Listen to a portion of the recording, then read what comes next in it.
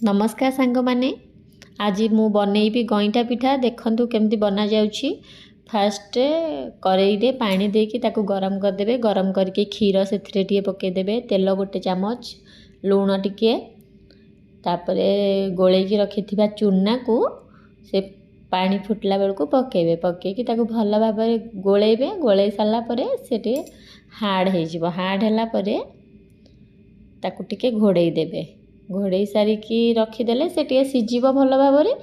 तब सीझी सारा पर ताकू गोल गोल करी बनई देबे। बनई सारिकी रखिकी पुणी पैन ले टिके पानी बसेबे। पानी बसैला परे लूण से देबे, गुजुराती पकेबे, तेजपत्र पकेबे। तापर जोड़ा गोल गोल करी रखिबे ताकू पके देकी टिके समय फुटिबा पई छाड़ी देबे। फुटी सारा परे सेथिरे क्षीर पकई देकी से फुटिया पुणी छाड़ीदेवे। फुटी सारा पर नड़िया पकईकी चीनी पकेबे। चीनीटा प्रथम पकईले कौन हम से लगी लगी जीव, से सीझीबनी भल भाव में।